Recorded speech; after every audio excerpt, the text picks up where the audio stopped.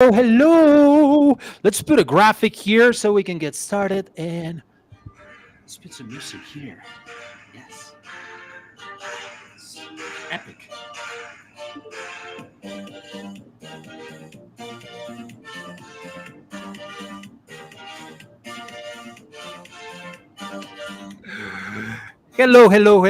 Hello.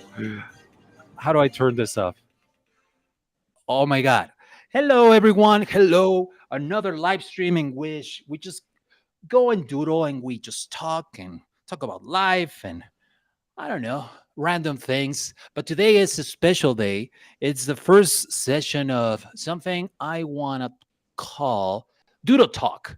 We're calling it Doodle Talk. Maybe we change the name later. I don't know if it rolls the tongue like that well. Uh, but today, the whole idea is that we're going to be drawing together with two amazing artists. And these are Sarah Script and Arina. We're going to be doodling together. Hey, Arina. Hey, Sarah. How are you? Good. Are you Good, excited? good. So today we're going I'm to be doing an so experiment. Yes, we're going to be doing an experiment. We're going to be just like a drawing at the same time in one canvas. It might be chaos, anarchy, but it's okay. Also, it can be something cool. Like I don't know, we can work together in our different doodles. How are we doing? Good. Excited to play. What same about here. you, Never done Arina? it before. I said same before, so I'm so excited to try. Love it. So the cool thing is that while we draw, we're also going to be, and let me just share here. Let me turn this on so we can see it. Like this is where we're going to be drawing, and Arina, we're getting some technical difficulties with Arina, so maybe Arina will join here and there. But yeah, like the whole idea is that Rojo, well, our producer is going to be just like a looking at us while we draw, but we're going to be sharing this canvas. So Sara, Arina, myself, we're just there doodling while we talk. Ideally, I don't know, like the whole idea is that like this all was born from those times when you're in a meeting, you're on a Zoom call or something like that. And I don't know if you're like me, but I start doodling while that is happening, like I'm always doodling while that is happening. Hey, Arina, you're here. So we're Yeah. like, hey, let's chat. Let's just chat. And also let's just doodle at the same time and see what happens. So, so that's it. Should we get started? Yeah. Yes. Okay. So I'm going to just like hide that layer and then we can just like start drawing. I'm using a tablet. I'm using an iPad. That's where I'm drawing. What is your weapon of choice, Sarah? I have my iPad and Apple Pencil as well, and we're drawing on this program called Magma, which I'm new to. So this is a first for me. I'm used to Procreate. Do you draw in Procreate, Pablo? I love Procreate. Yes. So Yeah. I usually draw on Procreate, and since I can open this on my iPad, it feels like that, but it's not as powerful. I would say that it doesn't, but it's almost there. It's something like that. Oh my God, what is happening? It Sorry, seems it's like me. oh, okay. So how can we add a new layer? I don't think we can add. You can. Draw There's a Yes, little on Sarah's. there's a little plus button.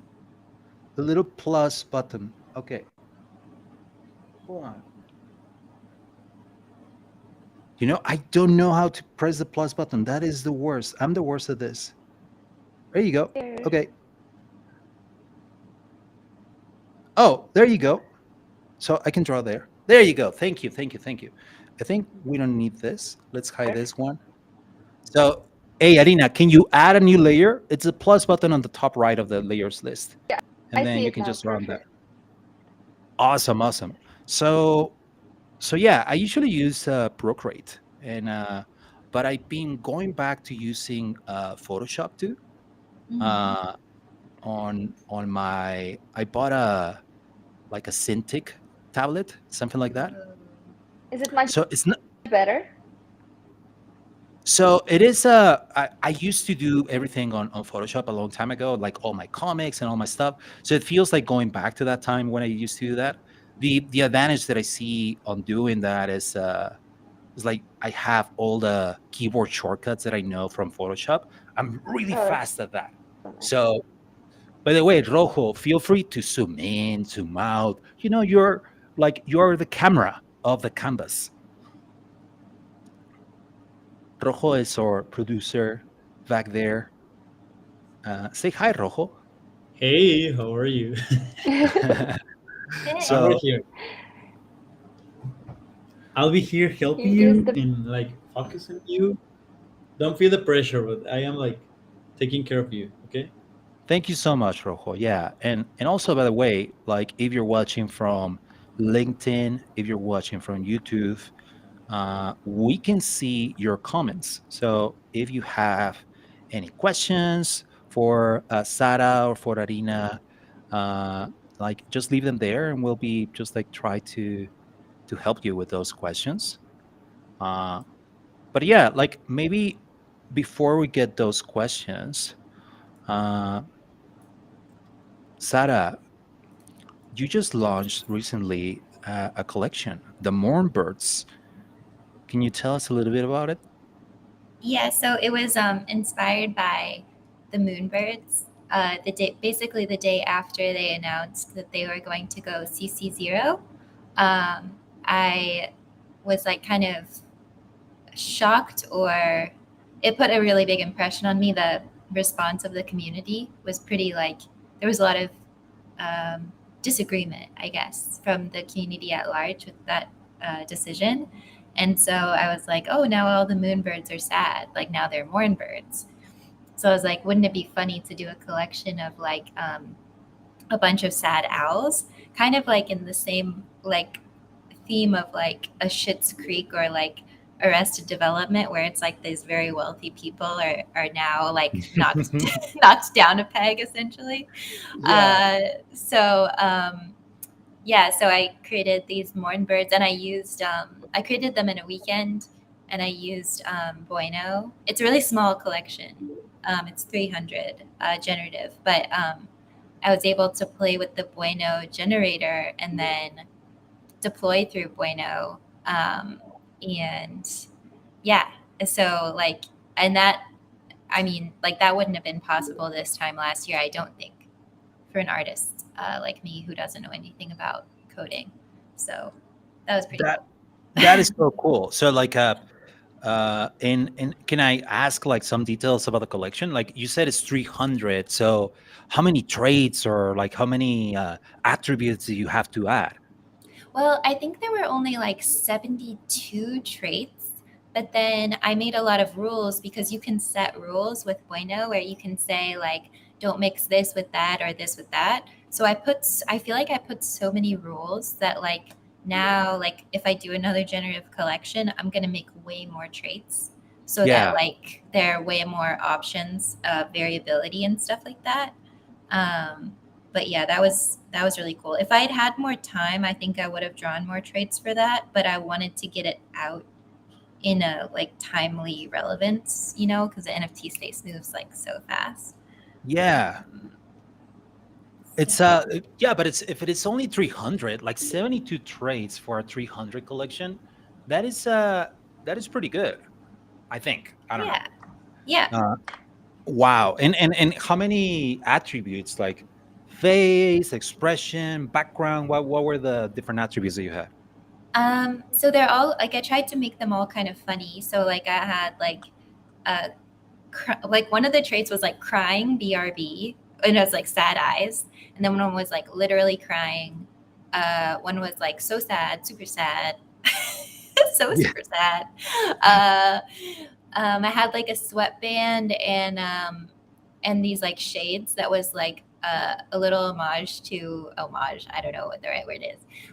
To the Royal Tenenbaums, like Luke Wilson's character in Royal Tenenbaums, Yeah, yeah, yeah. because that's like another. With the red Yeah, what do you call it? Like jacket or his what? yeah his jumpsuit. Jumpsuit. Yeah, exactly. Yeah. Um, so So it sounds it was like you're a excellent. big Wes Anderson fan. Oh my gosh, yeah. I love his color palette and his movies. Yeah, I like him a lot. Yeah, I feel like every Wes Anderson movie gets more Wes Anderson. Like it keeps getting more and more like the cliche of Wes Anderson, you know? Like, have you ever seen the SNL sketch of like they make a horror movie, a Wes Anderson horror movie? No? Oh my God. Okay. So there's an SNL sketch where they make like Wes Anderson, and it's like a horror movie, but you can imagine they use all the different like things, like I suppose the traits, the marks of the director, right? That he uses for everything, like the different obviously the symmetric shots, like the movements, the panning, and also like it's kind of like a house where there's people that want to get in, so it's like monsters or something, but the people, the intruders, like their masks are all obviously made by hand. You know, they're very artistic. The masks of the intruders, of the horror people. And anyway, you should watch it. It's a pretty good. It's a testament also of the artist's view and vision and how they do movies. That when you can actually replicate it, and people can recognize it and say like, oh, this feels like a Wes Anderson movie, but in horror. That like Yeah. it's a testament of just like a how true to his vision he is, you know, where like he has had this style and he's been consistent with that style, that now you can recognize something that looks like a Wes Anderson movie. Yeah. It's so cool. That's really Hey guys, we got impressive. a question. We got a question. What's the Yep. question, man? So the question is from Leonardo Vega, and it Yeah. says, and it's a question for everyone. Okay, so if someone wants to launch an NFT collection, do you feel you need to have a decent amount of followers beforehand? um what do you think, Sarah? You just launched one, so maybe you can give us a. Yeah, I think that's definitely helpful to have kind of people who know about your art. So whether that's like on Instagram or Twitter, I think Twitter is helpful because there's more of like an acceptance, and that's kind of where a majority of the NFT community is. But yeah, I think. Oh man, my Apple Pencil battery is low. Okay, um, what's it? I think it helps to just like engage with the community and lift up other artists and make friends and stuff for a while before you maybe try to come out with something for sure. Yeah, it's like uh oh, sorry, I think I cut you off, Sarah. What do you say? Oh no, I think Arina said was talking. Yeah, I'm sure if my signal is good enough. Can you hear? Oh, you keep cutting off, Arina. I don't know what's going on. I'm sorry about that. It's okay. It's Oh, there you go. We can hear you now. I think the sound is delayed. Talked a while ago, and you just, but I was saying that I completely need to build like a friendships first a little bit in this space, a little bit about your art before launch stuff. That's what I think. Yeah, it's I mean, I would say like don't, if your intention is just like a going in there and oh, I'm going to make a collection and make money, or I don't know, like, or just like hey, by making the collection expecting that you're going to get people who collect it, well, it's going to be difficult, right? Is there not just like at anything that you do, if you do an event, you want to do some marketing for the event so people can go to your event, right? Is you're not just going to do the event and expect people to arrive, unless I don't know, like you have some superpowers that you can connect with telepathy with people. You want to first create a community, create a channel where you discuss the different things that you will want to talk about. I think, but I love your advice, Sarah, where it's like it's don't make it too much about yourself first. Like, a first, like try to join the community, right? A communities that already exist from other artists, like a communities from collections that you like and that you collect. Try to be part of those and try to I suppose, participate. And like if it is CC0, for example, like, hey, you can use that art and create something, and you can start small. You can make fun art, or you can just like help the community somehow, and then like think about giving in the beginning, and then you're gonna get people who, well, start getting to know you, because you are someone who is active in the community, and then you can use that later for like, hey, I'm doing my own collection too. Like, but also, if you already have some following on social media or something, you can just like bring those followers to to your community, like, and that can be on Discord or something. I've seen that now on Twitter, you can create communities on Twitter too, which seems like a more lightweight way for an artist to do a community instead of a full-on server on Discord. Have you ever tried that, Sarah? No, I need to. I was thinking like, oh my, oh my gosh, like, do I need to create an email list? Because like, I wonder if like people really utilize communities. Like, is it seen as much as like something like an email list? I've also been thinking about maybe creating a Discord just because you like want something where it's like an easy way to communicate with everybody. So I've been thinking about all the possibilities. I feel like an email list might be the best though. Yeah. What do you do with the Morn Birds? Do you say like no community is just my Twitter page and that's it? Yeah. I said no Discord, no video games, no staking, just art. Just art. I love that. Yeah, yeah, yeah. I mean, you're an artist, and it's like it's cool because like, hey, whoever wants to get in, they're collectors, and they're supporting you in your art, so you can keep creating art. So you can Yeah. now you're thinking about a new collection. Actually, can you tell us more about that? Yeah, so I'm thinking about, well, I've started drawing them. I don't know if it's like how they'll look in the end. I want to be really happy with it, but I'm creating little mice to go with the Morn Birds because the Morn Birds are sad and owls eat mice. But the mice just want friends and they want to be friends with the owls. So I don't know if you guys know, but I'm pretty sure the the Moon Birds oddities are like the pellets are like they ate some mice and then they threw them up and that's like the mouse carcass, which is, I mean, I really like Grimple and I think those are really creative and cool. So my idea is that these little mice want to be friends with the Morn Birds, but they don't want to get eaten, so they dress up in Halloween costumes. So so they're all in these like little disguises, and then some of them have stuff in their hands to try to cheer up the Morn Birds. So like one has a cup of tea, there's a box of tissues, there's a jar of cookies. I'm still drawing all the assets, but yeah. I love that. So it's kind of they're saying, hey, why don't we make our enemy or friend Yeah. by just like dressing up, and then dressing up as their friends in a way that way they will be like, we're all the mice. Oh, I don't know, but here, have some cookies. Cookies are good. Cookies are Yeah. actually better than mice, don't you think? And so then the moonbirds are going to like, oh, that's actually kind of true. I like it. Thank you. So they're trying to go. It's a covert operation. It's a Yes. Wow. Okay.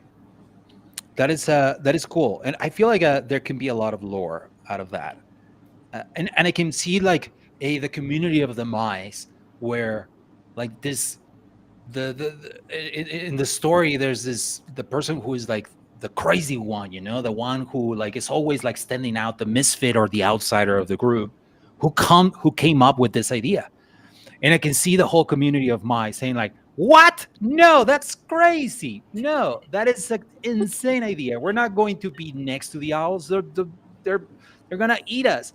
And he's able to convince some of the mice. Like half of the mice get convinced and then they dress up, but the other half are like the more traditional conservative ones who are like, no, like we're gonna get eaten or something.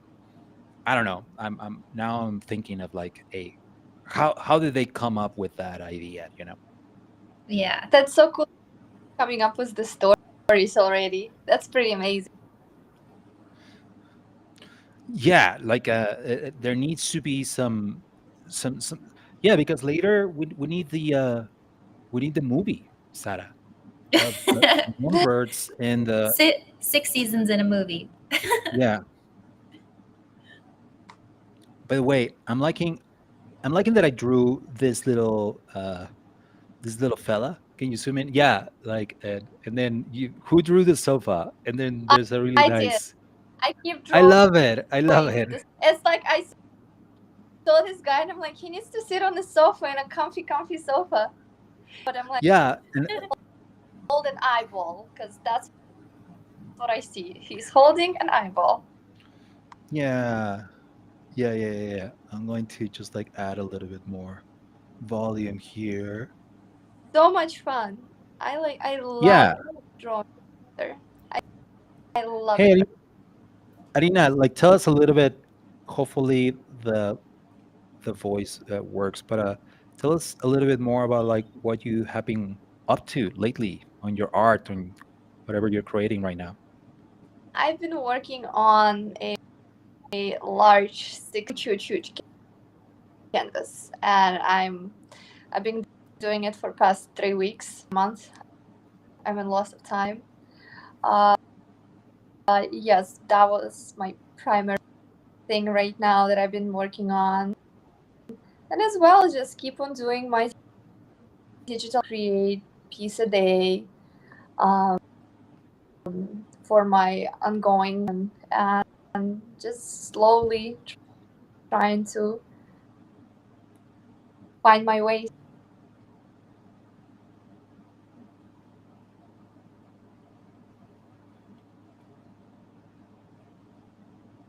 I think we lost you a little bit in the end, Arina, but it sounds like you're did I understand that right? That you're working like on a massive thing or like a map or what was it that you said? Canvas painting. Oh, like a giant oh, like a big giant canvas painting? Yeah, it's huge. It's So hold on, like where is it though? Like is it in a warehouse? Where like where do you paint those things? Whenever I see those, it's like, oh my god, you need like a giant place to have a canvas like that. I just kind of moved all of the furniture and put this enormous thing on the wall. It the whole space. My Hold on, living room is not now. Yeah. and is it bigger than the door? What if you make this giant canvas and then you cannot get it out? Like, oh, let's Well, put it in an expo. Oh crap, it doesn't fit the door. We're gonna have to do the expo here in the roll, living room. you can roll it because it's not on the wood. It's not on just like a canvas, so you can roll it later on. Ah, I feel so dumb. Yes, of course. You said canvas. Of course. You Nice. should, yeah, and I commissioned by one of my friends, and he got a print, and just it's been incredible. Last couple months, this piece, I'm very happy to paint it. I'm always happy to paint, but this one is extra. Yeah, that was me for the past couple months, and I'm just also how to market my art better, how to build communities better, because it's easy for me to paint, but it's really hard to market. This is form of art as well that you as an artist have to master at the world. Yeah. So studying branding and marketing as well. Yeah, we gotta do have to wear so many hats now, right? It's like it's not like you can just paint. You have to go out there and you have to be on podcast. You have to be here with Pablo and his freaking live streams, you have to be like, hey, you have to be hustle a lot, right? Yeah. No, you're like a joy, meditation, relaxation type of thing for me. I'm so happy I'm doing it and to try new thing out. Oh, So I was I'm very glad. Yeah, this happy is when you cool. offered it. Yeah, that's nice, Arina. Thank you. That's it's nice to have you here and just like chat. I'm always I'm always doodling, and I'm always drawing. And whenever I'm drawing, it's like, oh, I wish I could be drawing with someone else, or just like, hey, chat while I doodle, and I don't know. It's cool to see like a for others also to watch and just like see your process as you're painting stuff, and also to see like how it goes, because like we usually just show our final piece, we show the final one that is just like all painted and perfect. But people like who are getting into it or something might get intimidated, right? Because like like, oh my god, they like, look at Sara and her amazing uh, artwork. But there's a process, and sometimes we make mistakes during all of this, and I think it humanizes us. I suppose, like for others to see us like, like, oh, okay, their their doodles suck until they don't. you know Or they do sometimes. yeah, they make mistakes, and it's okay. It's nice. Absolutely. Like Bob Ross would say, like, happy little accidents. Yes. Hey guys. And it's also to get to know an artist and the process. For me, it's so interesting to see and how Sarah's process is going, because mine is completely different.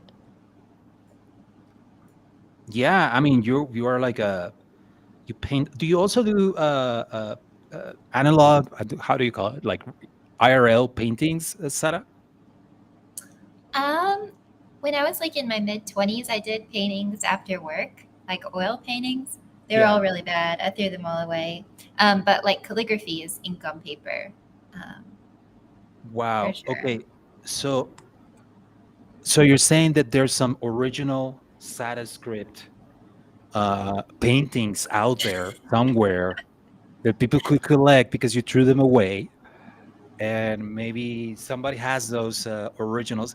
Is that how, like, how they keep finding stuff from Picasso, and it's like, Yeah, oh, this they keep finding stuff from Van Gogh, and just like, oh, what the hell, where did this come from? I'm pretty sure that later we're gonna find like, oh, new Sada script doodles or paintings that she did. I What are we actually gonna call this? Yeah, actually have a Arina. funny story with this, because I had an exhibition and I had like a jacket and painted with like oil paints on that jacket. And I was wearing it for a while. And when I was moving back to the States, I decided to throw or give away a bunch of things. It kind of got lost. And I think a year and a half later, some on a TikTok of somebody who were like Chinese TikTok, it's called the recording, and the person passed by, and someone rang. So it circled back to me in form of this video. So now I know someone wearing this jacket. So Oh, Sarah, wow, they you'll were wearing find the your, jacket. huh? They were wearing the jacket. Yes, yes. Because like I don't remember the gallery, so I don't remember what I did, if I threw it out or it was just lost. But I remember not having it and moved back to States. So and I was like, okay, never mind, who cares? And then when someone tagged me, it was really really nice. So I hope Sarah can find your piece and be like, what? No, y'all. I was drawing I was painting like portraits of like women in magazines, and Uh-huh. I did a major disservice to Beyonce. they were really not great. Well, Hold on. So you did like a series of portraits or something? Yeah, well, I was just trying to learn. Do you know what I mean? Like I was just Yeah. listening to podcasts after work, trying to learn how to paint people and Oh, um of course. You How do you learn? But well, by practicing, by like yeah. copying, by like using other sources, other material, and then just like it's almost like when you're learning to play the guitar, you play covers. You don't come up with songs right away. You just like the songs that you really like, you start playing those. So you were doing that, Yeah. and you're like, no, to the trash. They might be considered like abstract art now. Yeah, like Modigliani's. Not in Yeah. a good way. I'm adding shadowing That's with just this color, like teal kind of color. And it's so relaxing because there's not a lot of pressure on me on drawing something. It's more like I'm adding to your drawings and it feels nice. I have shadowing. I kind of do very 2D type of art stuff, and what's going on in my pieces. It's I think after this session, I'm gonna finally learn how to shadow. Yes. Hey guys, how are you? Do we have a Hi. question? Yep, yeah, we have some questions, so I'll be like one on one. And the first one, it's also for everyone. It's what's your motivation to create NFTs?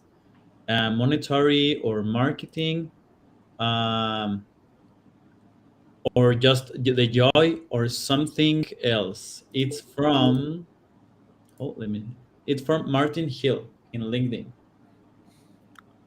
Hold on. Can you repeat the question again, man? Sorry. Yep, sorry. It's what's your motivation to create NFTs?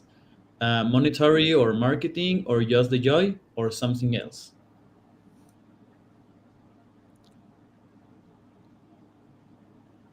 So I what can go. is our motivations? Yeah, Sarah, tell us. I think it's like um it's partly for me like I'm a part of this every day and watching what's happening with NFTs and like part of putting out NFTs that are relevant to what's going on is like part of my art. Like it's a it's a reflection of the space and I want to put it out in the immediate moment that it's happening.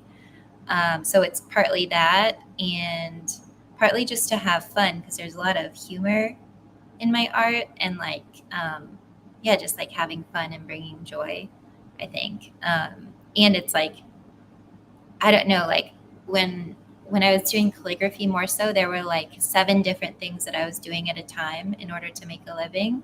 And with NFTs, it's like there are maybe like 2 or 3 things I'm doing at a time, you know? So it's Yeah. able to sustain me more. So, So it sounds like you're looking at what is happening outside in the world, and you're taking that as a inspiration, as a way for you to just like keep your art current, but also fun.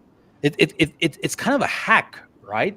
Because it's a hack on just like keeping your art current and just like keeping the community engaged because you're talking about what the world is talking, what is happening in the world. mhm. So like I suppose like there are better chances of people sharing that because you're like doing things that people wanna they're talking about right now. I don't know. Is that Have you found that or no? That it, um, yeah, because I think when people see it, they're like, oh, I think I've been feeling that too. And then they want to share it out. So, like, I made a cemetery. Um, and, like, that was my last, like, I guess, bigger illustration. And one of the headstones up front said RIP Royalties because, like, that's like a big conversation that's been happening in the space. Um, so, I, yeah. But yeah, also, that's like how we get people to pay attention to what we think, right? Like by drawing. yeah, yeah. It's our way of communicating how we feel and how we see what is happening, right?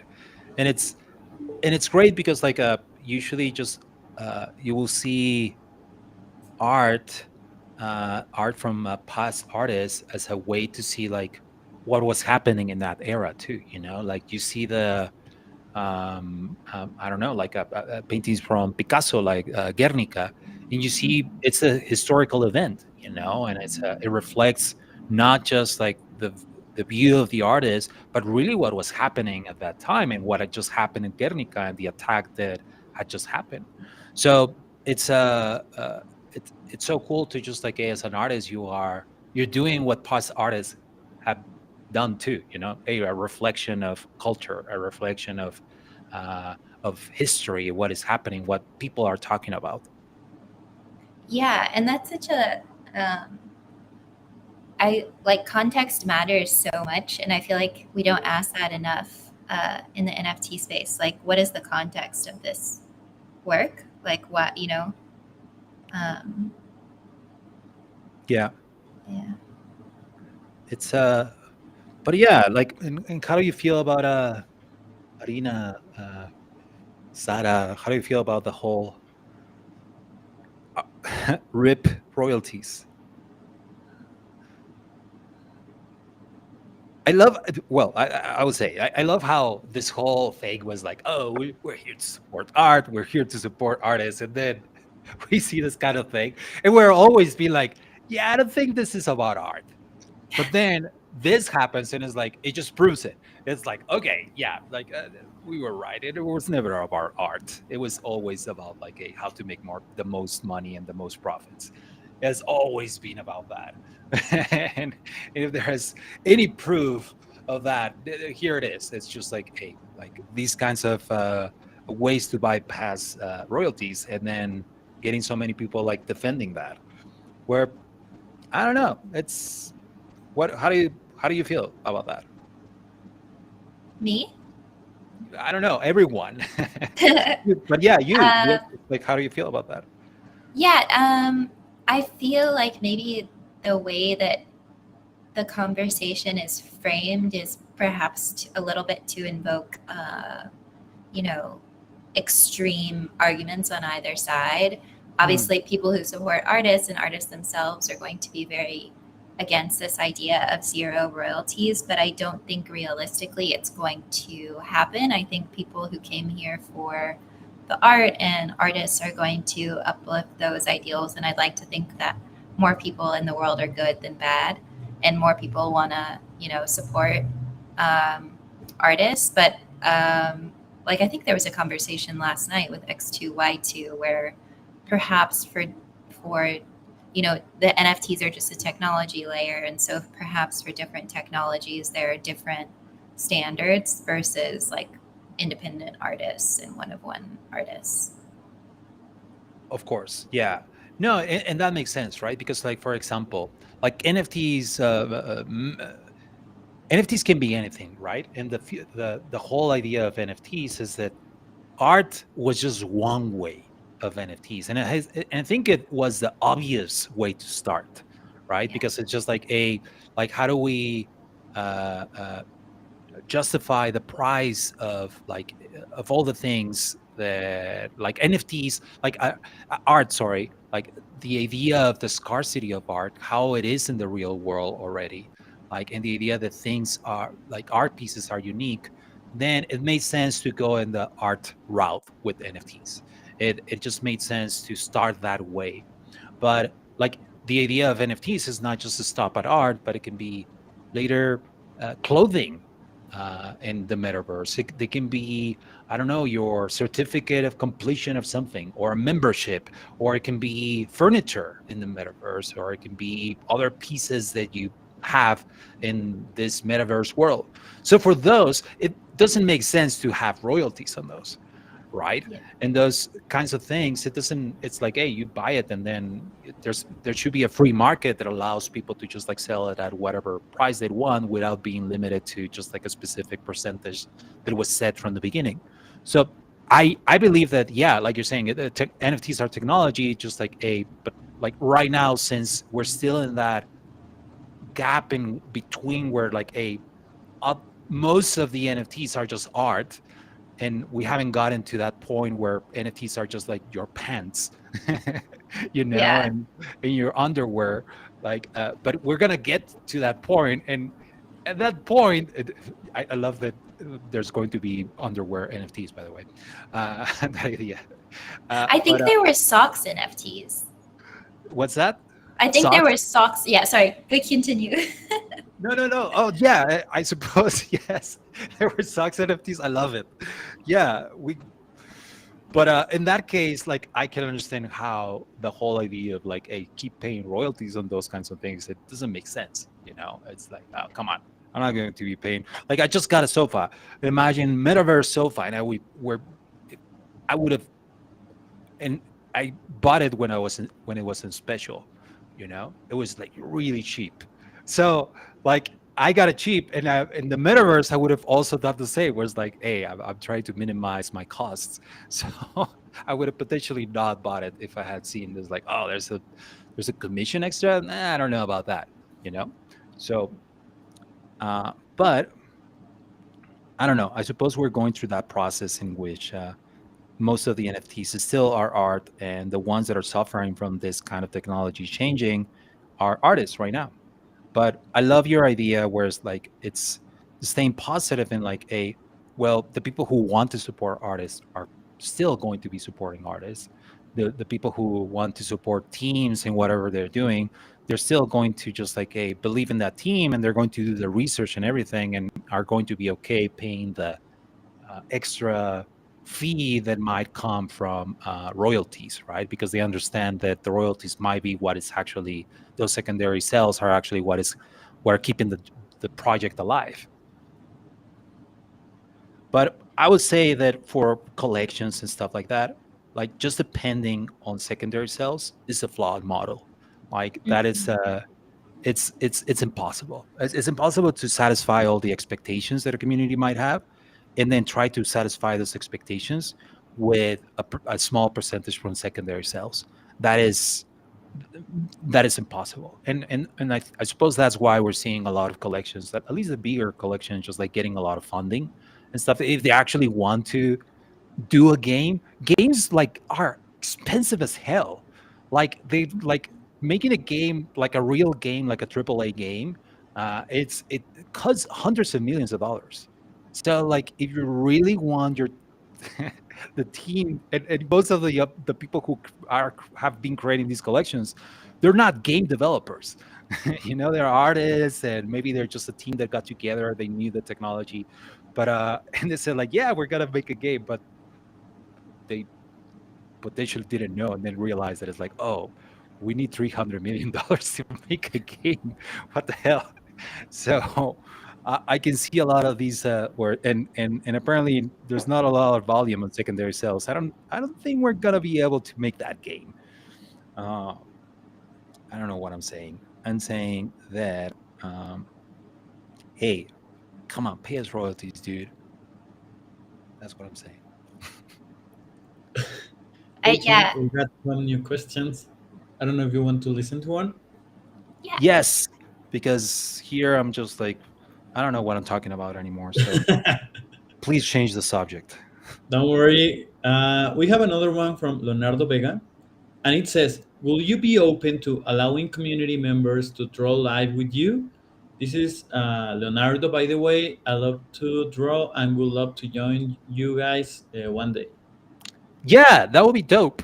I think we should do that. Like, Yep. I think there's a limit on how many people can enter both the live stream and the drawing. Uh, I wonder. Yeah, next time let's plan it that way. Uh, uh, yeah, it's going to be chaos. And obviously there's going to be just people drawing penises. Like, we have to be aware that that's a possibility. That give someone a blank canvas and a pencil, and they're gonna start drawing penises. So we're gonna have to have really good moderation going on there. That is so funny. That's so true too. Like, I have a like certificate in design, and one of our professors, I think it was like the very first class I had, he was like, it's like anything you design, you have to be sure it doesn't look like a penis. He Yeah, was like, you just have to like you have it. can't look like anything, that you wouldn't want plastered on a billboard. Yeah. Avoid phallic shapes. And but it's so weird because I feel like, oh man, just like you can see like architecture from like I don't know, Greek architecture. You can go to the and Romans and everything, and if you see closely, you're going to see that a lot of these architects, a lot of these sculptors, they were fascinated with this. It was like, oh, that now that I look at it, now there's some phallic shape there going on. I think that's we haven't matured from that. No. We haven't been able, as a civilization, as a species, like we're still in our teenage years. I think. I also agree with Leonardo. He said, I think artists should be able to set royalties and it's up to buyers whether they want to buy the NFT or not. I think I totally agree with that because you see it when it comes up, you know? I mean, you should. Maybe not Yeah, on the Mint site, but maybe that should be a standard for people to put on the Mint site when they mint. yeah. I mean, like I'm going to do a commercial here, but on the Bueno contract, you can set that on the smart contract. You can set what is the default royalties that you want, and you can also go to a marketplace and just set your own royalties on OpenSea and stuff. But I think what has been happening is that there's certain marketplaces that just bypass that. Like Mm. even if the artist had said that from the smart contract level, like still like those marketplaces can just bypass that and say like, yeah, whatever, um, whatever, it's okay, artist, but we're not gonna pay that. But I suppose that's the default, right? Where it's like, hey, the smart contract can set that royalty if they want to. The problem is that there's ways to just bypass that, and yeah, I don't know. The thing is that there's also ways to just like from the smart contract to actually also block certain marketplaces. There's a way to even say like, hey, this marketplace, do not sell my art there. Like, and but this that it goes against the whole ethos of Web3. The whole idea is to be open and interoperable. The idea that Mhm. hey, this contract should work with anything that connects via Web3 app. So putting those kind of blockers at the smart contract level, that also goes against the whole thing. So like but I mean, if the artist should have the power to do that, then yeah, if it is their decision to say like, hey, specific marketplaces shouldn't be able to sell my stuff, maybe that's a way. But I don't know. I suppose like if you're saying like, hey, the artist should decide, maybe they should also decide what marketplaces sell their art and which ones don't. What do you think about Definitely. that?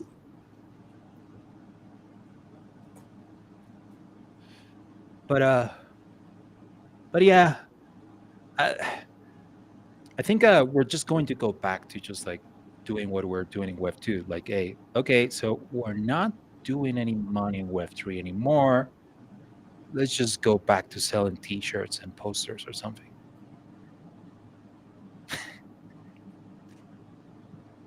Three reasons Maybe. us circling back to like lots of traditional art worlds.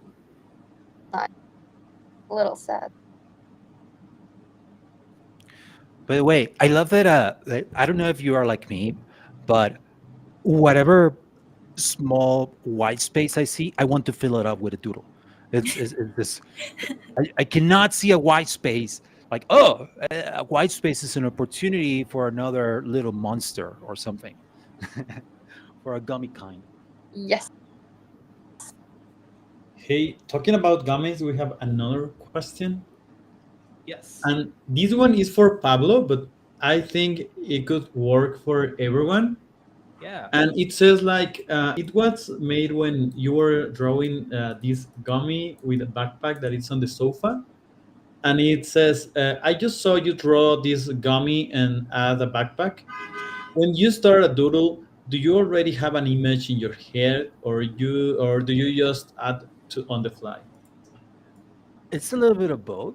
Like I'll try to plan it and plan as much as possible of the shape, and then once it's drawn, then I will see other stuff, opportunities for more things in it.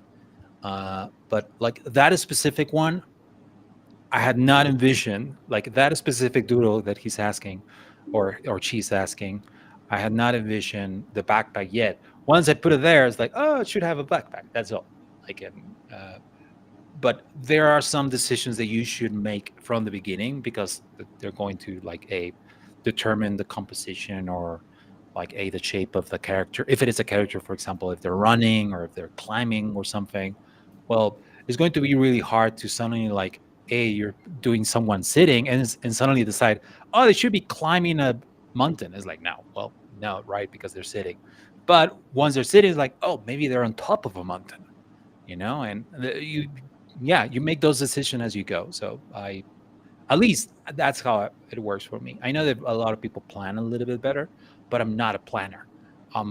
Just go with the flow. So, and that's not just on doodles, in life in general, which like sounds cool. Pablo just goes with the flow. But some people might get frustrated with that because sometimes I don't plan anything, and I expect everyone. And I actually get frustrated with people who do plan. And it's like, no, no, where are you planning? We can just like go and see what destiny and life has for us. And for some people are like, no, that's not the way to go, Pablo. What about you, Sarah? Are you a planner, or are you more of a fluid, go with the flow person? I think I'm pretty go with the flow as well. Like Yeah. I will start drawing and then be like, "Oh, that's a cool, fun direction to take it." Like I don't know. I try to have a lot of layers and be organized in that way, but inevitably they get disorganized. I don't know what layer I'm on. Like, Yeah, yeah, yeah, yeah, yeah. yeah, but yeah, I tend to be go with the flow. I love that. It also, I mean, going with the flow sounds cooler, right? Oh, it's just free spirit and all that. But I can see, I am envious of people who are able to plan and do really great things too. Whereas like when they plan and they achieve so much by planning, and then they make that a reality. I also, there's pros and cons on both. That's all I'm saying. And I think but it's also good to just like when you start realizing that there's I'm a go with the flow person, and there's some things that I could improve by going with the flow. Just a little bit of planning could just go a long way. So doing a little bit of both, I guess. But When you do a but little no. ground, like a perfect middle ground, as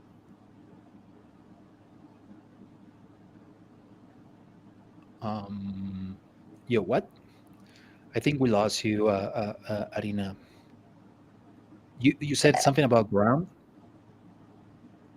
when you find this middle ground in Yes, between, exactly. it's like ticket. That's my connection is just I keep on getting rugged. It's throwing me out. I had to already. So good. We get the gist of it. We get the like most of what you're saying. Now I'm on a mission of adding glasses and shades to the character. I'm coming back, and if there's a chance to add some glasses or something, I'm just gonna do that. That's see, Anything. I did not plan to put glasses on these, but now that I'm deciding to put glasses, they're kind of cool. I notice you really like mohawks. I'm What's putting I'm putting mohawks on all of them. Yes. I don't know. Just like they're cool, I guess. It's so weird because like have you well, I don't know, it's a weird question. Have you ever tried to like make a mohawk?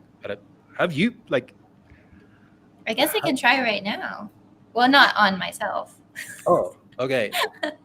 Well, when I was in Try. my teenage years and I was more like into punk rock and all that stuff, and I was really into well, I had a punk rock band, and I was I don't know, a teenager, and you think that you can change the world and stuff.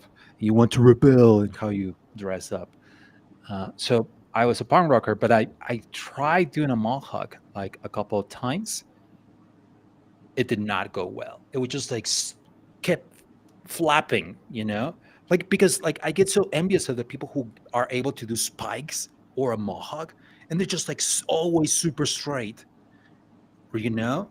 And apparently they use like I didn't know. I was just trying it with regular, like what do you call it? Like a pegamento, goma. How do you call that?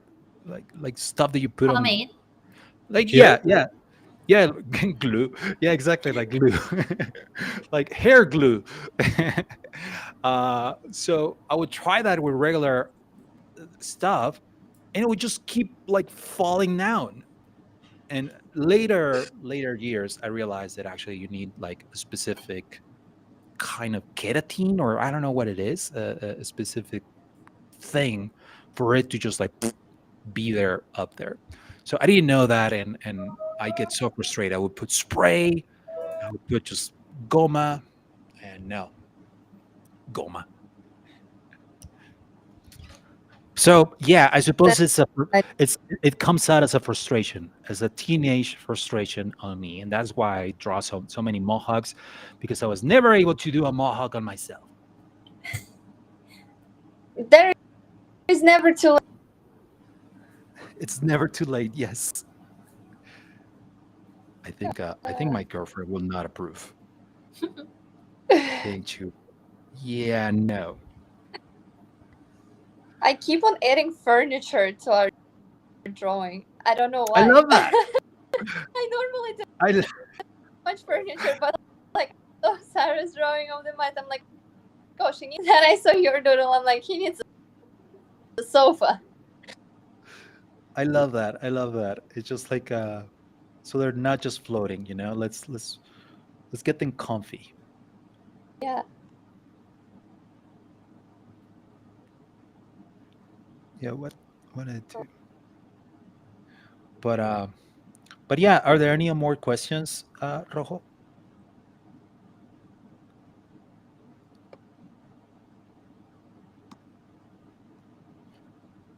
And by the way, you're right, Sarah. Like I instantly, whenever I try to add hair, I just draw a mohawk. That's my default.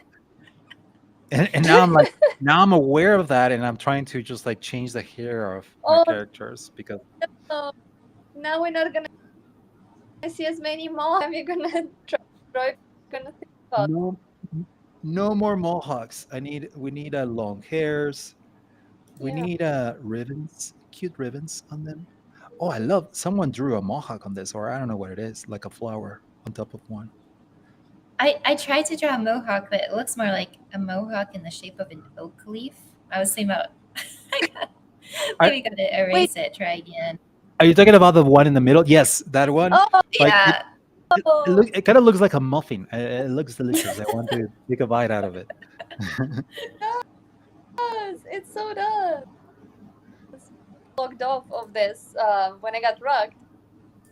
I went back on Twitter to get the link, and I saw someone tweeted a drawing of us drawing. It's so funny. Make sure when you're done drawing, it's so fun. Oh, that's cute. Yeah. Hey, Sarah, we have a good question here from Leonardo. And the question is like, hey, Sarah brought up the Moonbirds license earlier. What are your thoughts on IP rights for NFTs? I don't know. I think if you're going to say that a collection has IP rights and then say that now they're CCO, like that's a little bit, but I'm not a lawyer. I can't speak to all of that. I think what the Bored Apes did was cool, and it's definitely new. And, I think there's a discussion of like, does that dilute the brand? Does it not dilute the brand? We've never really seen it before where all of a sudden 10,000 or however many holders there are have exclusive rights to do whatever they want. Like, it's just something we've never seen. Like, I don't even know I feel like we won't know for like 5 years how that plays out. Yeah. It's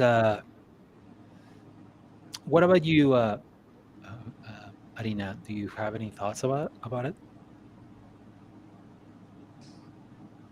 I'm still trying to learn and see thing. It's just a little confusing to me.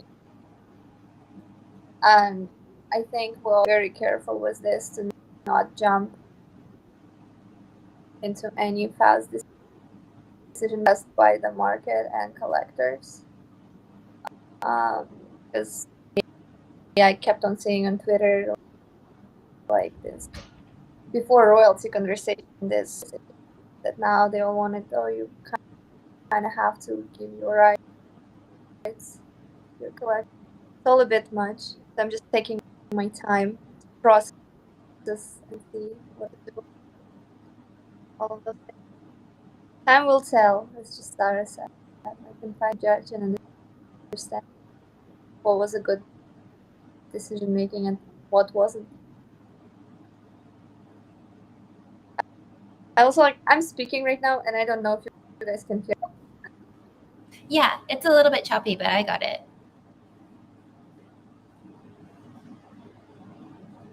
Yeah, it is. It is interesting, right? And I agree with you, Sarah. On like, is this going to work? Well, we're gonna see the future, but I believe that. I mean, we have seen something like this in the past, and not just specifically on art, but we have seen it uh, in I mean, we can talk about open source, like code, as a way to putting IP rights out for others to, and just like opening something for others to build on top of it, right? And uh, that has helped like many of the programs that we currently use, like being possible because they were able to be possible because of that ability to be able to just use that kind of source code that was built by a community, that was built by someone, that a good Samaritan sometimes, that started something. And then a lot of the stuff that we work on, just like on Facebook, I'm pretty sure that this app right now that we're working on, like it has at its core a lot of open source code, a lot of code that was open for others to use. So I believe that that's something that art is going through an evolution on that, whereas like what are the things that we can do on top of others' art? Like, for example, you, Sarah, like you taking that opportunity to create the Morn Birds. Like that's it's great because like there's already an audience here. There's already people who kind of know this, and I can build on, like, use that as a almost as a leverage, as a way to just like catapult my art, right? Because it takes you to a specific time, a specific point where like the brand is already kind of liked by a lot of people. So you can just use that as a leverage to just like create something new out of that. And I think that that's really cool. Like the idea of like remixing and reusing stuff that is out there and building on top of that. I think that's where true innovation comes from, and I truly believe in the idea of just like opening art that we create and then letting others use it as a starting point or as an inspiration, as a way to learn.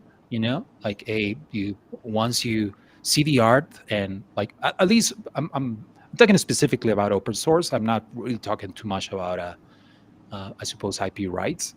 They're kind of related, but with open source, you're like, as another creator, you get to use it as a way to just like keep creating on top of it, but also even as learning how the other artists accomplished something. Or it's like, oh, they did this. Even if you, I mean, I would say like the true IP would be that the NFT is not just a static PNG, but really opening it up, all the layers, everything is there, and you can just like break it apart and remove the layers that you don't want, and work on top of the layers that you do want, or keep building on top of it. So I I don't know. I think that we're moving through that direction. It goes against the whole ethos of just like, also we're just talking about royalties, which royalties are a little bit about like, hey, I want to keep this, I still own that, and I want to keep gaining from that. But then also like, oh, but I'm also making it open. It's kind of a dual message there, right? But like the idea of opening and letting others build on top of it, like I think that really helps, can help your brand grow, can help the original asset grow, the original property, because it always goes back to that, like it always goes back to who was the original creator, who was the original artist. And can it really help you, and can get you to an audience that you were not expecting to get, because someone else and a different part or with a different theme, with a different audience, was able to use your art to tell a different story. But then that audience that you would have never been able to get to suddenly knows about you, because you made your art open and you let others build on top of that. So I think that there's those benefits, and there's the idea of like, I truly believe that true innovation comes from that, like from building on other people's art, and on other people's work to make something new.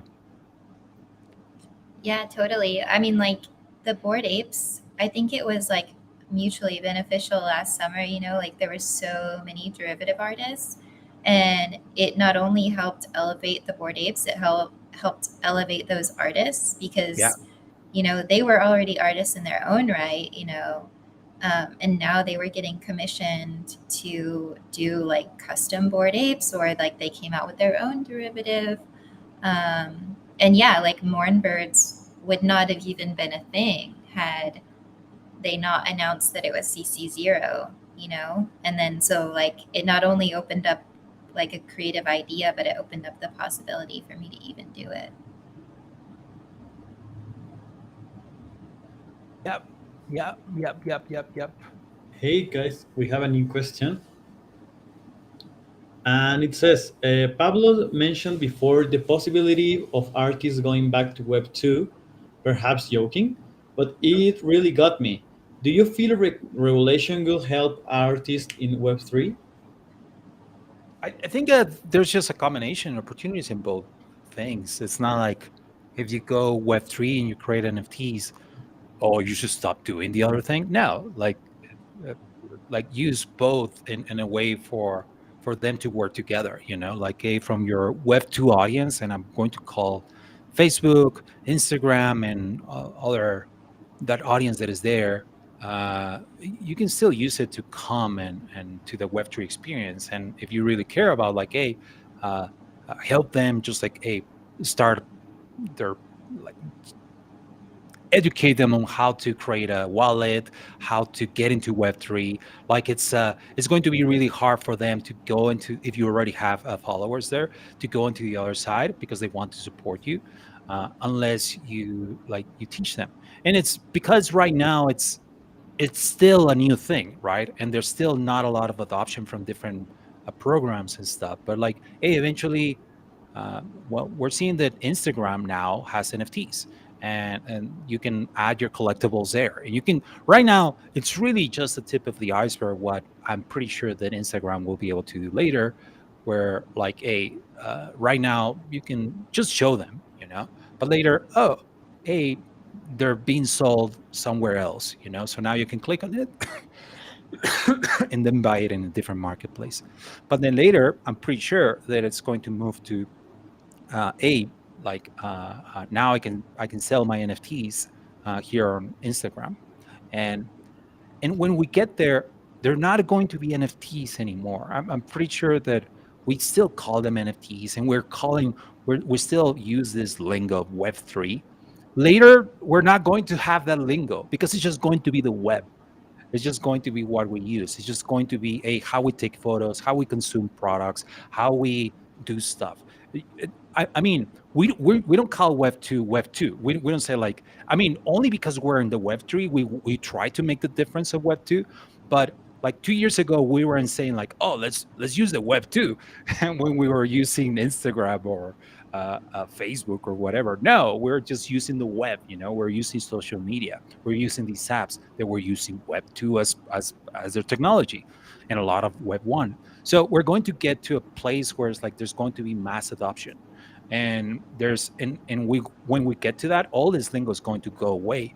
So on Instagram, you're going to be able to support your artist, or I don't know, a project, but just buying the stuff that they sell. And those things, some of them might be Web3, some of them might be collectible, some of them might be objects in the metaverse. So hey, you can just like, for your avatar, you can buy this shirt that has my logo. And people are not going to be thinking about NFTs anymore. They're just going to be thinking about the actual benefit that they get from that. So we're going to get to that, but it's just too early. And right now we're still like so entranced on talking about the technology, and we're still like, oh, NFTs and Web3, all that is going to go away. Like, I look forward to that. And there's going to be just different ways of like getting some there's still already ways to just like get revenue and monetize your art. And that can be by selling sweatshirts, and selling swag or merch or paintings via Web 2, and still like also selling your NFTs and selling your collections and selling your collectibles via Web 3. It's not like you have to do one or the other. You can do both, and they're both okay.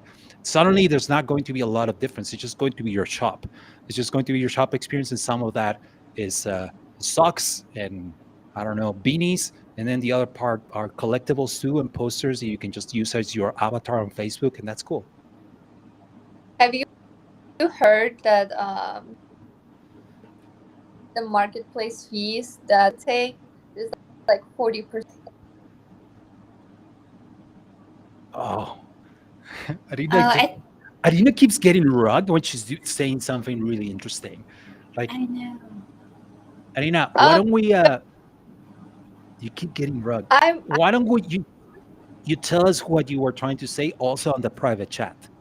I don't know if you have a keyboard by there. I can just Yeah, but no, try again. Try saying it.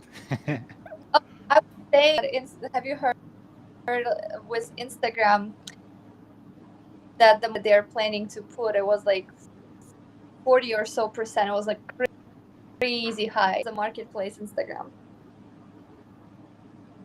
So I don't know if it's still intact, but I don't know. Like, I think that story got out of context, like a snippet from it. And yeah. I don't think it was really 40%. I might be wrong on that, but I as far as I know, I mean, whenever you see those kinds of news, it was just like, it's like when you hear an audio of someone, a politician saying something, and out of context, it sounds horrible. But like, when you put in context, like, oh, okay, you understand what they were saying, right? And I'm pretty sure that that's what happened with that 40% thing. I'm pretty sure that is not really that commission, but I don't know. I might be wrong on that. I'm by the way, it sounds like I'm a Facebook defendist or something, defender or something. I'm not. I'm just like thinking that maybe it is not as true. But I mean, obviously, if it is that truth, that is horrible. I think if it was seeing all this pushback, I don't think they still can put that.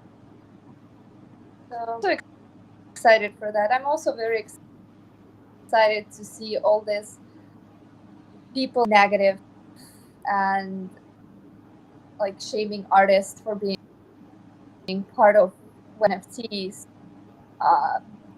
for like environmental issues. I wonder what they do when Facebook and Instagram are with NFTs a mass thing. Because I still occasionally, when I post Instagram about NFTs or on my TikTok, I still get a comments and calling me names and calling my art names because I do NFTs and evil, destroying the environment type of thing. So.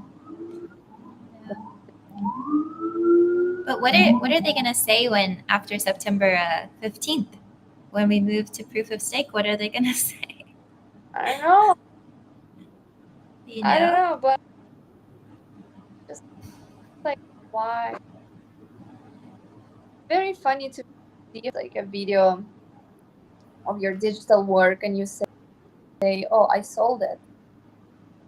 I'd get all of the negative comments, but you do the same thing with canvas painting, are accepting it and celebrating you and very supportive and saying, "Yay, finally, the good job." Really frustrating how people are still behind on accepting digital art. Oh, we lost her. Yeah, Yeah. but I don't know. I'm going to say that there's a little bit of that like fear of change that usually people have, and whenever there's something new, and let us put you up, Arina. Uh, there's something new, a new technology, a new way of doing things. Uh, a lot of people will feel like fear out of this, and they will act and talk and create a rationale based on fear. I'm not saying that. Hey, I'm aware of the different problems that environmental problems that NFTs bring, but it's not just NFTs, like hey, using Facebook, using Zoom, using this thing that we're using right now. It also causes that, and using all the servers that Web 2 use are just a small part of what Web 3 is causing. It really, I believe that really all of this talk it really comes from fear, and a lot of this fear comes from also a lot of it comes from other artists because and because they see others and they don't know how to do this thing, and it's new technology that is so hard to get into. It's so like even just creating a wallet, and because right now it's so new, so like getting into it and understanding it, it's hard. So when you try to get into it and you don't understand it, and it's I think it's natural for us human beings to just criticize it and see it as a way of as demonize it even. So I'm going to say that a lot of those conversations come from fear and natural human fear that we have for change. But I don't know. That's me. But I think it's okay to feeling down when you feel uncomfortable and just mean things towards other people and just spreading negativity is one thing when you just things, and another thing is instead of celebrating someone's wins, you're just bringing them all down. And same goes with AI. I was wondering because if people are still having troubles with AI, it's even harder. So it's gonna take forever finally be comfortable enough with AI and calling AI artists just artists. They are.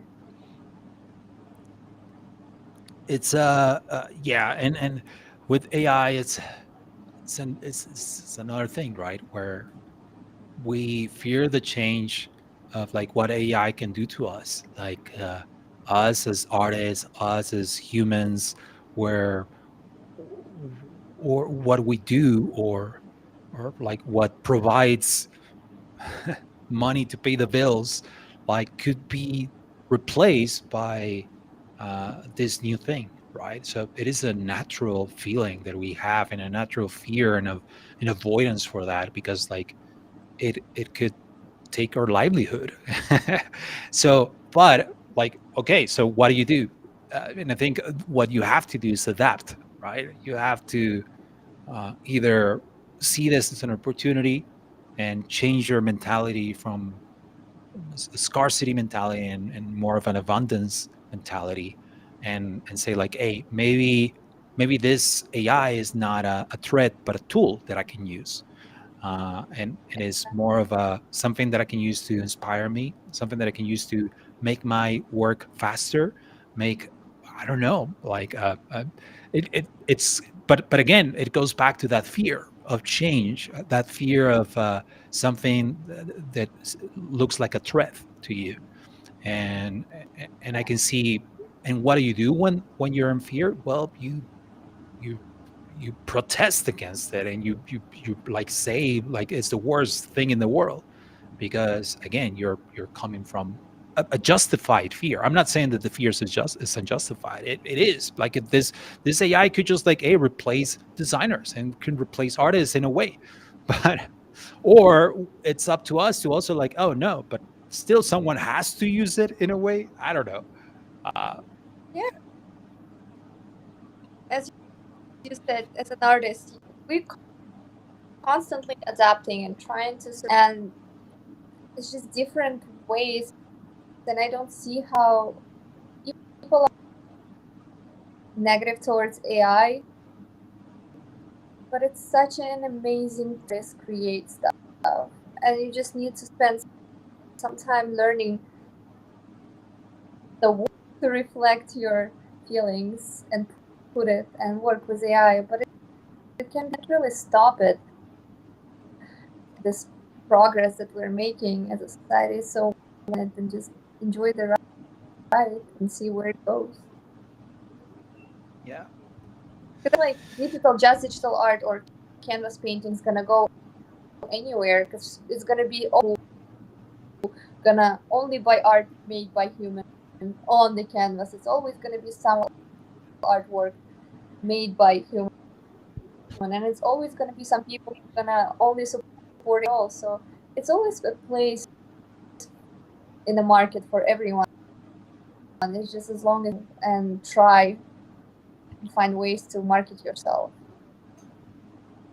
Yep. I love that. I love that thinking. Adapt, adapt or die. I'm kidding. That's Damn. I need Sparta. This is Sparta. No, but it's all like for artists. Even right now, I was only painting on canvas. I haven't done digital art. It's my first year with digital art. But even the creative, like the social media came and we got so lucky. And now you have to be box on Instagram. And if you're good at it, you're gonna get commissions because more people see your art, more people gonna come with the adapting curve. Then you have to do some other thing, and you're constantly moving in the curves because like you're not just connected with this gallery that's gonna freedom, but for this freedom you kind of have to pay by like doing.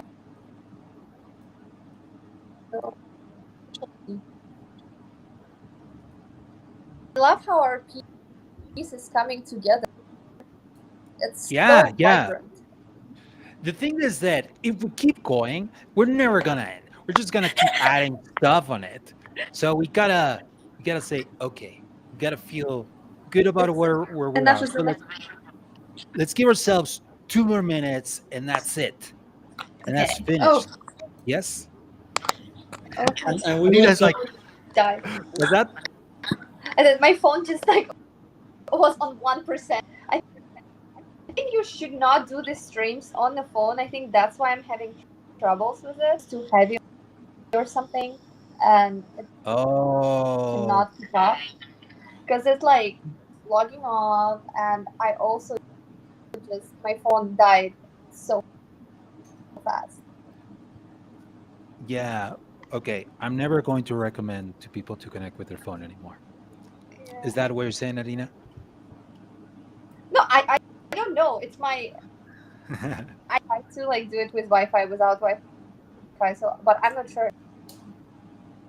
Maybe other people's phones and Yeah. internet connection is better. Well, I- I'm gonna use it as a like, hey, be careful about phones. They might not work, so better to connect on your Yeah, computer. But yeah. yes, I like what we did. I think, It's a good, it's a good thing. yeah. So, any more questions, Rojo Rojo? We got like not a question, but some kind of opinions about what you were talking. And it's like Leonardo, it's saying, I think a lot of people hate NFTs because they fear them. Reminds me when the internet was rolling out and the people were against buying things online. But today it's how most people shop. And also 20 pa 17 It says, I remember reactions to buying something on eBay approx 2002. People thought I was crazy. Yep. Yep, Yeah, that's just how like what you call it saying. that's how it goes. Usually, just like with new things, right? You're going to get some people who justifiably, I think, they will like resist it, and they will criticize it and say like that's crazy. We already have stores in the corner. Why do you want to buy stuff on your screen? That's dumb. I mean, I can imagine just like back in 1996, 1995, like the idea of like suddenly buying stuff from a screen, that was insane. I'm sure like whoever was buying from a screen, like they were crazy.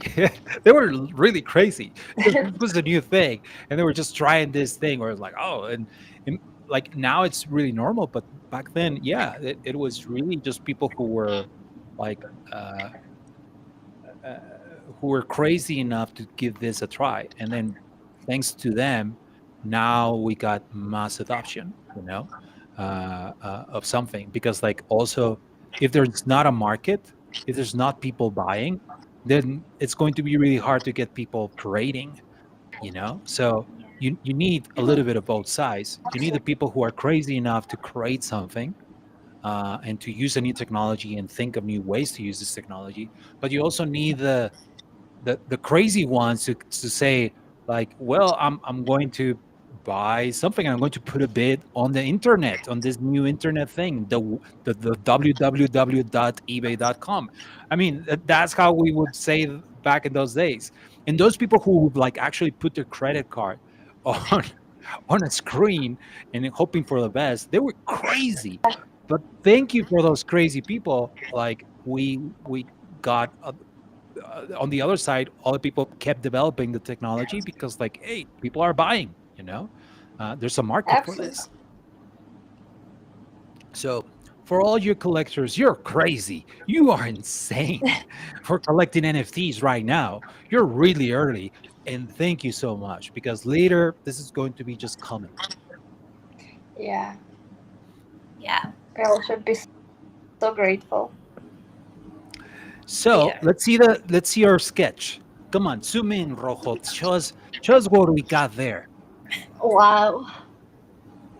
I love how it's just like there's no space for like nothing is blank. But this is what I call maximalism. The opposite of minimalism, I love maximalism. maximalism. No head left unmohawked. Exactly. I love that. It's just like a bunch of little gummy punks. Uh, oh man, I I love. also love how the right side is so full and the left side we kind of okay. It got some space, but only because not enough time. Yeah, and and you know what? Like it, like Sarah, Arina, my and our styles are pretty different. Yours and mine. And we, I mean, I see your art, and I can see that it's like your Sarah's is like very delicate and it's very, I don't know. There's a lot of detail and there's a lot of work that goes into it. Mine are just like sketches are just like I don't know, like kind of messy. And Arina, your art is also really different too. But in this piece, it kind of makes sense. All of that stuff put together. Mhm. Totally. I love it. So, so when mint, Oh, I so think much that's what fun. people are. You could do like a sure, maybe if you want to, if you keep on doing this type of Yeah, doodle talks, you can do like either gifted to folders or something like that. yeah, that would Because be I'm nice. yeah, like a gift Of to course, of community, course. Well, like a giveaway. Thank you so much. yeah, no, thank you, Arina. Thank you, Sara. Thank you, Rojo, for being in the back there and just Yeah. like putting everything together. Thank He you, got a Rojo. mini mohawk going. Oh yeah, yeah, yeah. Mohawk is it's a real life dummy kind. So thank you everyone for watching. It's been 1 hour and a half. Okay. Wow. Yeah. Wow. So Sarah, Arina, tell us a little bit about what are you working on? What do you want people to be looking at? Just like, hey, give us all the stuff about you. Um, Where do you want people to go? you can find me on Twitter, Sarah_script. I'm working on a companion collection for the Morn Birds. I don't know when it'll come out because I want it to be really good. But yeah, thanks for having me, Pablo. No, thank you. What about you, Arina? Well, you can find me on Twitter, ArinaBBart, working on my ongoing digital one-on-one art collection. It's called La La Land. Canvas paintings and NFT pairings collection, which is it's I'm basically minting photographs of my physical paintings. It gets NFT on canvas with it. So yes, thank you so That's awesome. Well, thank you so much. So you heard it. Hey, follow Arina and Sara, Sara_script and Arina BB Art. And yeah. And thank you so much. Thank you so much for doing this. Let's talk about why we do this. Maybe we can gift it to our collectors or something. And thank you so much, Rojo, also for helping us. Yeah, thank you, Rojo. thank All you. right, that's it. Oh, we can Bye. put the music. Hold on. Let's put some music. Uh,